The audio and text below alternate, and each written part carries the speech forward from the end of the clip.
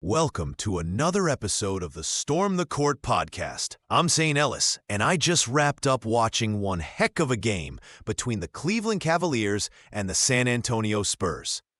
I don't want to overreact, but the Cavs might just be the biggest threat in the East if they play like this.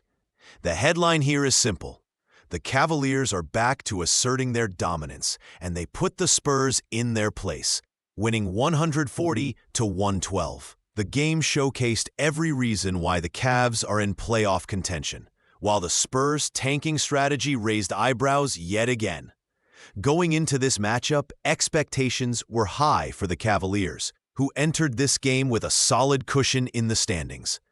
Every win counts at this point for them, as they're chasing postseason seeding, while the Spurs, well, they're more focused on the draft lottery than on snagging wins. You kind of felt the weight of that narrative looming over the game, right?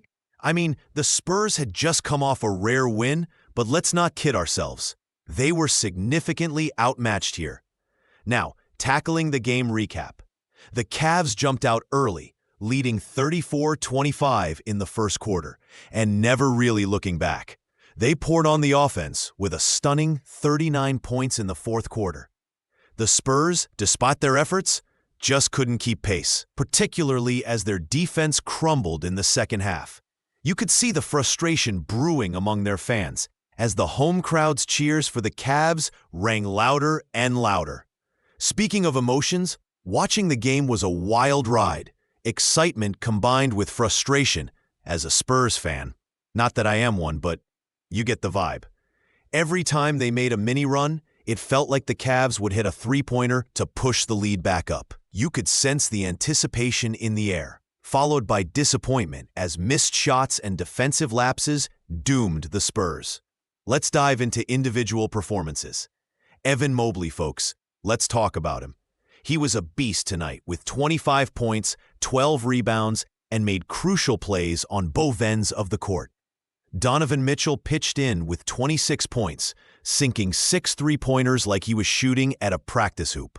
On the Spurs side, Devin Vassell showed some bright moments, dropping 24 points, but it really was Harrison Barnes' 23 points that lingered as a reminder of brief hope that the Spurs could compete. All right, my gut feeling on all this is that the Cavaliers are hitting their stride at just the right moment.